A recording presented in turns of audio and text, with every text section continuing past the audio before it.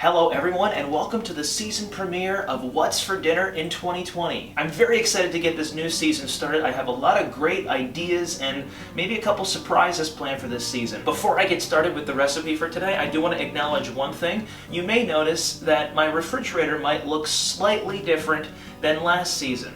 That is because it's a new refrigerator. You may have noticed in some of the latter episodes of last season a kind of whining sort of noise in the background. Believe it or not, that was not my air conditioner. That was actually my refrigerator. It had started developing, the old one at least, started developing some weird sounds toward the end of the year, well actually in August, and then it got worse as the year went on, so after telling my landlord, he just went up and got me a new refrigerator. This one is practically the same as my old one. The only thing that's really different is it opens the opposite direction as the old one, which has taken some getting used to. So if at any point during any of these episodes you see me reach over here where the old handle used to be, that's why. So enough about the refrigerator, let's get into the recipe today, which was actually submitted by a friend of mine from church. He said this is a pork recipe that he's been making. I don't exactly remember how long it's been, but it's really simple, really straightforward, very few ingredients. We're gonna start by first adding some breadcrumbs. I think it's a cup of breadcrumbs. It's a cup of breadcrumbs, and I need my trusty measuring device here.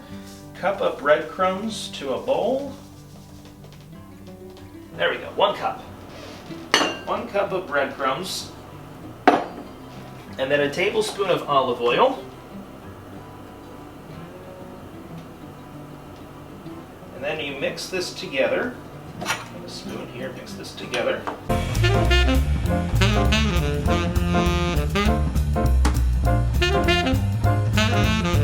Now, I have 4 pork chops right here. I'm going to take these 4 pork chops out of the container. According to the recipe, it says to lather each side in mustard. Any kind of mustard will do. And then you dip it into this breadcrumb mixture. And then you put it on a tray and you bake it at 375 for about half an hour. And that's really it. There's not a whole lot to this. Alright, so that's done. I'm going to open up these pork chops. And I have some mustard here. This is a Polish mustard that I buy. Okay, so we coat each side of the pork chops in mustard. Now, let me see here. I'm going to put plate. This is where it could get messy. Actually, no. I'm going to put this plate back. I'm actually going to get my tray. I have my tray ready here. Now, it doesn't say, or he didn't say in the recipe, to coat the tray with any kind of spray, but just to be on the safe side, I am going to get my cooking spray. I am going to spray it. Normally I use parchment paper, but I feel like spraying it because there's only 4 of them. Take mustard. Actually, maybe I will get this. I will get this extra plate out. Okay, so coat this. Now the recipe says 2 to 3 tablespoons of mustard. I don't exactly know how much each of these is going to take, but I'm just gonna use this knife and spread the mustard out over the pork. This is where it can get kind of messy. If he's watching this, Mike, tell me if I'm doing this right, because I really don't know. Let's get this edge right here. Okay, so that's 1. Now we dip it in the breadcrumb mixture. It's breading again. Everybody knows how much I love breading things, which, by the way, there will be more of that this season, so look forward to me breading things. Alright, and I guess that's it. And, okay, and then it goes on the tray.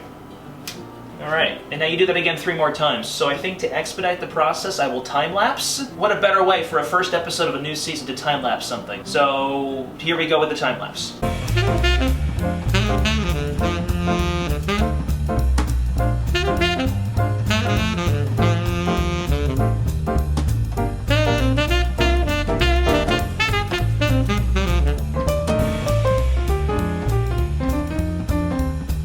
Alright, that took a little bit longer than I thought. I've cleaned up a little bit. Well, I didn't clean this up, I just put everything away that I didn't need. And this is pretty much what you got here. 4 pork chops coated with mustard and then dipped in an olive oil breadcrumb mixture that now go into the oven at 375 degrees for about half an hour. Depending on how thick the pork chops are, they might only need 20 minutes, but I'm going to do the full half an hour, and I'll be back in a half an hour when hopefully these are done.